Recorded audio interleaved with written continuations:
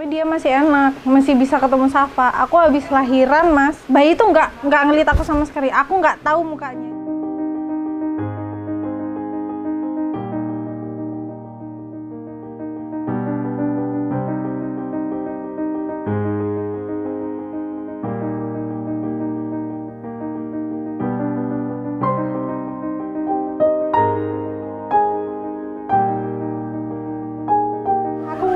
Aku yang bilang, Safa kuat ya, cepet sehat, aku bilang gitu. Nanti kita pulang ketemu kakak Sakira, kakak Syara.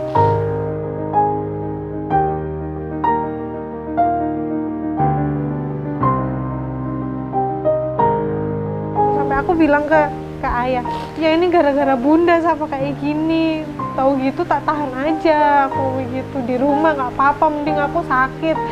Terus ya udah gimana, karena udah sama-sama sakit, aku udah berjuangku cuman bisa sampai situ, ya udah akhirnya ya kejadian sekarang gitu kan.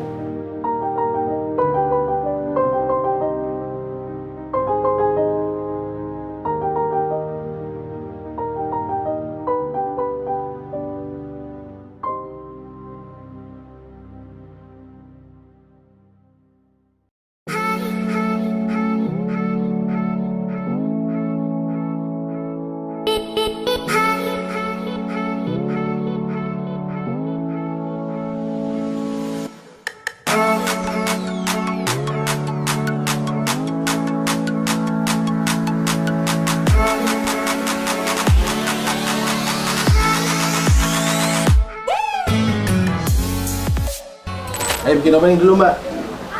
Ayolah. Hah? Ayo bang. Sweet aja tadi. Assalamualaikum warahmatullahi wabarakatuh. Kembali lagi bersama kita Ica Samsi Family.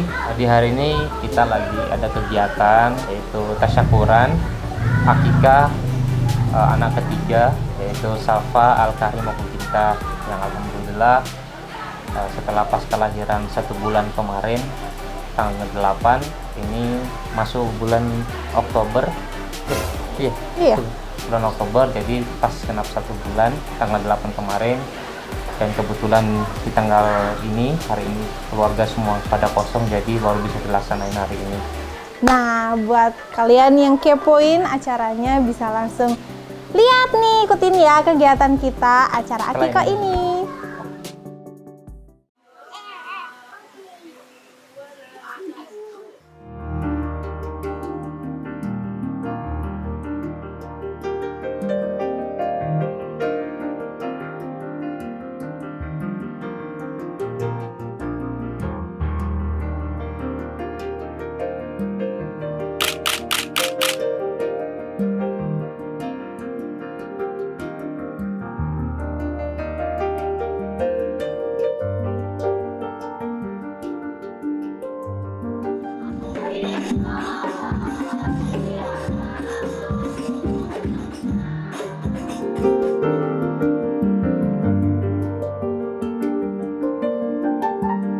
Alhamdulillahirrahmanirrahim.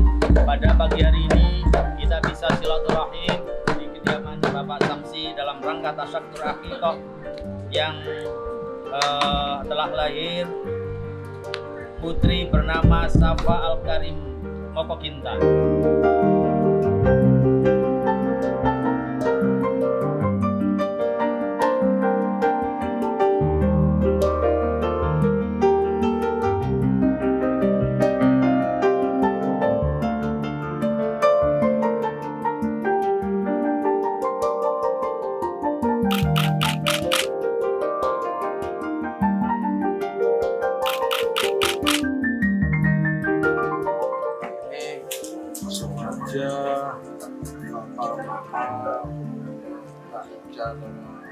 Mas Samsi mengundang kalian semua untuk mohon didoakan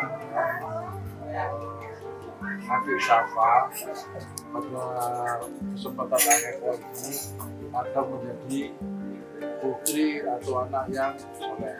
Amin.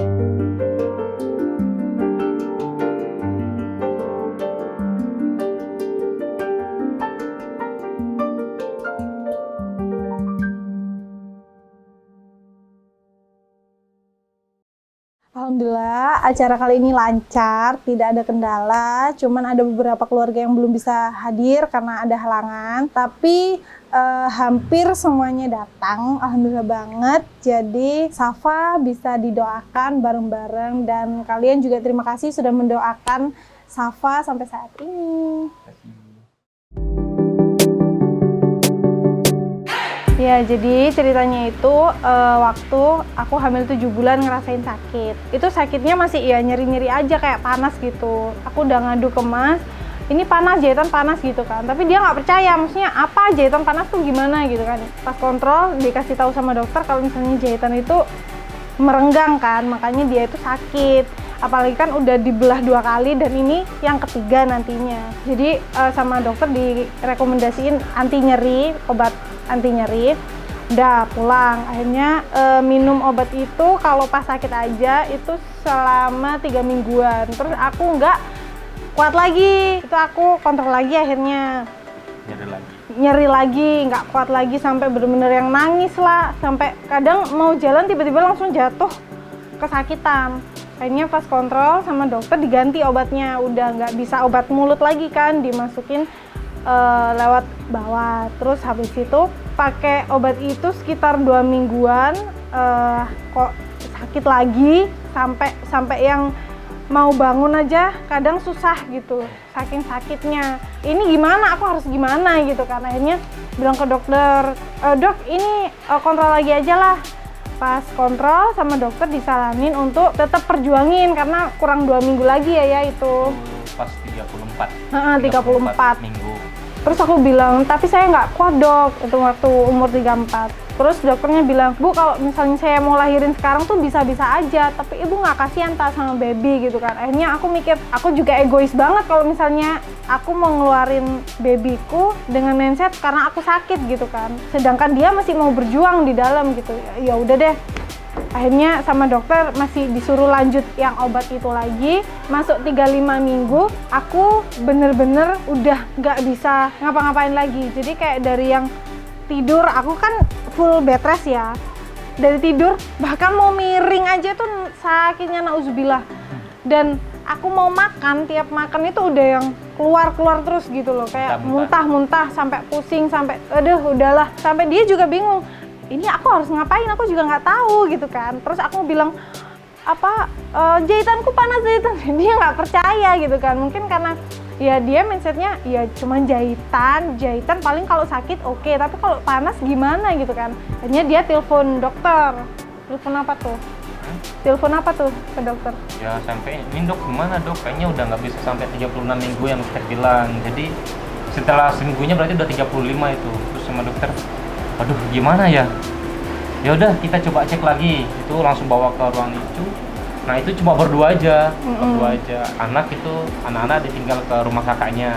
Dan itu pun aku bilang ke Mas, kalau bisa hari ini aku diinfus aja, maksudnya buat pereda nyeri. Kita berjuang seminggu lagi gitu. Ternyata tiba-tiba si susternya itu datang, bilang gini, Bu, ini suaminya kan masih di bawah, masih ngurus administrasi untuk kamar, ngomongnya gitu. Ini ibu saya suntik paru ya, ngomong gitu. Hah, maksudnya gimana? Iya, penguat paru.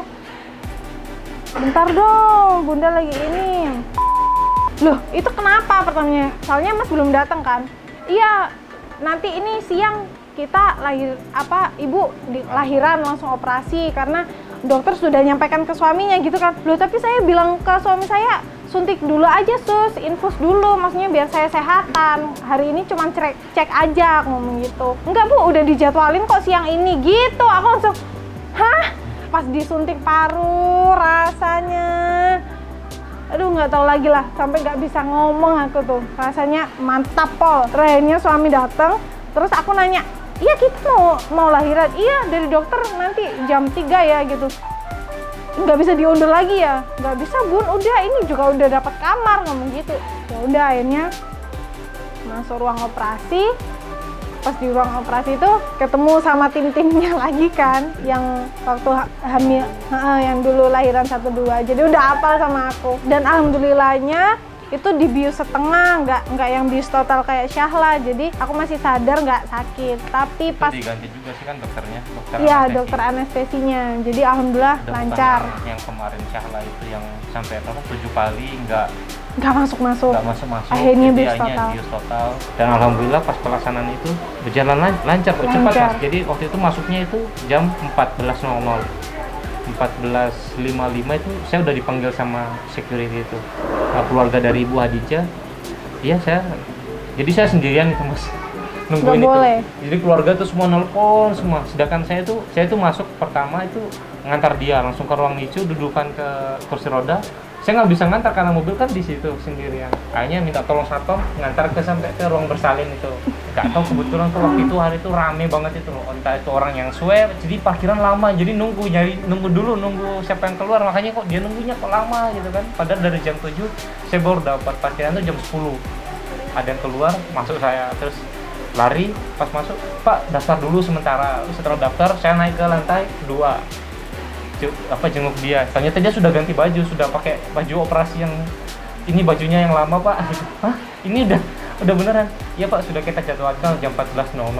Seluruh dokter siapnya 14.00. Hanya nelpon keluarganya dia, nelpon keluarga saya juga. Ini Ica nggak bisa nahan lagi gitu. Ukuran hamilnya itu 35 minggu. Terus pas dicek bayi itu beratnya tuh udah 2,2 waktu itu, 2,2. Nah pas dia masuk ruang bersalin, saya turun ke bawah lagi untuk cari kamar. Nah kebetulan tuh baik itu kamar VIP, eksekutif itu penuh semua. Sampai turun ke bawah tuh kan di lantai 1, dia operasinya lantai 2. Sampai mikir, ini jangan-jangan satpamnya nyari saya gitu. Hanya saya naik ke atas lagi gitu. Gimana itu operasinya? Masih belum Pak gitu. Hanya nunggu, Pak ini nomor telepon saya nanti ke bawah dulu ngurus administrasi. Begitu tiba-tiba, Pak ini sudah dicari untuk keluarganya Ibu Hadijah. Oh iya, naik ke atas, masuk. Ternyata belum bisa ketemu dia, cuma bayinya aja gitu. Pak ini bayinya, alhamdulillah sehat, beratnya 2,2 waktu itu, 2,2. Dicek tidak ada kelainan, cuma pipi kanan itu ya. Pipi kanan tuh agak lebam karena mungkin nggak tahu karena alat atau apa. Sama matanya ada kayak pendarahan gitu. Itu Safanya. Itu nunggu dia itu lama Mas. Dari jam 14.55 tuh baru dipanggil tuh 17.30. 18.00 dia sudah di kamar. Pas maghrib itu sudah angkat di kamar dan kamarnya dapatnya lantai 6. Terus bayinya itu lantai 2. Jadi tiap satu hari itu saya sampai 10 kali mungkin naik turun. Habis cek dia, ngasih makan, dia istirahat, saya turun ke bawah ke ruang NICU bayi. Dok ada keluhan apa untuk bayi hari ini? Ini nafasnya agak cepat gitu. Ini nanti kita di babygram ya. Apalagi nih babygram itu kan? Apa itu Dok? Ya kalau orang dewasa itu kayak ronsen gitu, jadi cek paru-parunya gitu. Ya udah mau gimana lagi, soalnya nafasnya baik, jadi dia udah pakai inkubator, pakai oksigen kecil itu. Sampai hari kedua itu sudah lepas semuanya. Terus dari dokter ini bayi sudah bisa dikunjungi ibu juga, sudah bisa di di ASI. Habis itu pulang ya, nggak pulang ya, 2 hari keluar inkubator, tapi itu masih bertahan 3 hari lagi, total 5 hari ya kita di sana. Tapi dia masih enak, masih bisa ketemu Safa. Aku habis lahiran Mas, bayi itu nggak ngeliat aku sama sekali. Aku nggak tahu mukanya. Jadi di dalam operasi itu udah keluar belum ya? Belum Bu, tenang. Ini masih pembelahan gitu Mas, gitu. Sama dokter, set digodain gitu dong di dalam Mas. Terus habis itu bayi lahir kedengeran. Itu nggak langsung dikasih lihat ke aku. Loh Bu, iya tadi belum ketemu ya, ini bayinya langsung keluar ketemu bapaknya, ngomong gitu. Udah Bu, nanti habis dijahit udah selesai, Ibu nanti pindah ke transit. Kalau udah sehatan langsung ke kamar ketemu baby, ngomongnya gitu. Terus habis itu di ruang transit itu ya, kenapa kok saya belum bisa pindah kamar, itu nunggu sampai kaki bisa digerakin. Dengan susah payah tak gerakin, gimana caranya kaki gerak dikit, aku langsung gini, udah gerak, kamar ya? Belum Bu, tunggu dua-duanya. Lagi, tak gerakin lagi. Udah gerak semua nih, boleh dong ya? Baik, saya telepon susternya. Ternyata nyampe kamar nggak boleh juga ketemu anakku Mas. Biasanya anak pertama kedua itu langsung tidur bareng. Itu sampai hari kedua aku baru lihat Safa. Pertama kali lihat anakku dipasangin apa ini ya? Ya rekam jantung lah. Rekam jantung. Dia masuk inkubator, badannya itu nggak kayak anak-anakku yang pertama kedua, kecil banget. Aku sampai mau gendong itu takut. Tapi aku mindset, kalau aku nangis, kalau aku stres, ASIku nggak keluar, malah kasihan anakku, nggak dapat nutrisi yang cukup, malah nggak besar-besar. Akhirnya sambil aku nahan air mata, aku gendong anakku dan bilang, Safa kuat ya, cepet sehat, aku bilang gitu. Nanti kita pulang ketemu kakak Sakira, kakak Syara. Itu aku bener-bener yang, ya Allah, anakku maafin bunda ya nak. Aku kayak nyesel banget mas, ngeluh sakit itu aku nyesel, sampai aku kenapa nggak aku tahan aja ya kayak gitu. Sampai aku bilang ke ayah, ya ini gara-gara bunda sama kayak gini, tahu gitu tak tahan aja aku begitu di rumah, nggak apa-apa, mending aku sakit.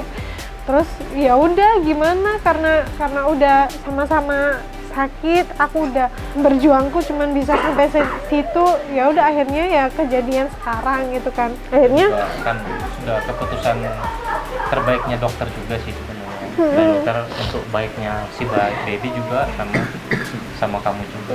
Kalau dibilang menyesal ya menyesal, karena aku cuman bisa berjuang sampai situ. Tapi ya alhamdulillah berkat doa orang sekitar, berkat doa suami, dukungan juga, aku bisa kuat. Anakku juga nggak nyangka banget Cepat lagi sekarang udah gendut, udah sehat, dan bahkan dia kuat dari kakak-kakaknya. Kalau dibedain dari bayi-bayinya anak-anak itu, dia yang paling kuat gitu, paling cepet gendut. Terus alhamdulillah nggak ada masalah sih.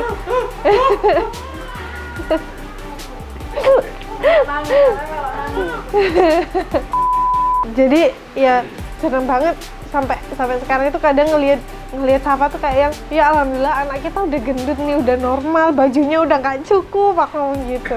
Iya bun, udah gendut banget ya, iya. Padahal dulu waktu pertama kali mau mandiin aja sampai, ya Allah maaf ya nak, sampai gitu, sampai ya Allah bener deh, paling tangan tuh cuman segini mas, tulangnya kecil pol. Baru sekarang udah dia agak gendutan, nginget lahiran lagi kayak yang, ya Allah nak, kamu udah berjuang, kamu udah bisa kayak gini, kuat. Alhamdulillah dia bisa kuat sih, sampai dokter aja sampai bilang dia cepet banget loh bu. Waktu di inkubator tuh biasanya bayi lahir prematur itu dia nggak mau ngenyodot ngomong gitu, ini dia banyak banget nyusunya. Terus biasanya kalau di inkubator itu minimal 5 harian gitu kan, dia cuma 2 hari udah turun gitu. Jadi benar-benar yang bersyukur banget karena Safa berjuang sampai kayak gitu. Itu sih mas. Yang paling ngerasain sih aku sih sebenarnya, kalau mungkin untuk lahirannya kan pasti dia sudah sama dokter lah, maksudnya aku udah percaya dokter. Cuma yang jadi permasalahan selama pandemi yang aku rasain tuh ya benar-benar survive sendiri mas gitu. Karena yang masuk di rumah sakit itu hanya boleh cuma satu orang keluarga aja gitu, nggak boleh swab. Dan itu pun sudah harus swab antigen juga gitu. Kalau istri itu wajib PCR, kalau yang pendamping itu PCR boleh, antigen boleh gitu. Nah, dan selama di rumah sakit itu benar-benar tidak boleh ada keluarga yang jenguk sama sekali gitu. Jadi memang cuma benar-benar sendiri. Kalau dulu sih akan keluarga banyak, jadi keluarga ada yang nungguin di atas, nunggu info dia ada masalah mungkin atau bayi sudah lahir. Sedangkan saya tuh ngurus administrasi, ngurus daftar masuknya, ngurus kamarnya, nanti dapatnya apa aja gitu. Itu benar-benar sendirian. Jadi pas turun ke bawah itu ke ruang administrasi itu kepikiran, ini udah selesai belum ya? Naik lagi ke atas ternyata belum, turun lagi ke bawah gitu. Jadi kadang yang sudah antri balik lagi, antri lagi sudah ada tambahan lagi. Itu yang jadi selama nginep di rumah sakit itu. Jadi itu sih yang membedakan. Kalau yang dulu kan enjoy aja gitu kan, ya, banyak yang nungguin, jadi bisa bagi-bagi, bisa foto-foto. Iya loh, padahal hamil ketiga ini pengen foto maternity ya kayak yang lain. Terus ditanyain Mbak Ica jadi kapan? Aduh, udah bener-bener nggak kuat itu. Mas WA itu aku lagi sakit loh itu. Itu aku mau duduk aja, aduh perutku rasanya. Sekarang udah 1 bulan aja, aku masih belum bisa jalan cepet loh mas. Kadang masih nyeri. Gitu. Oke.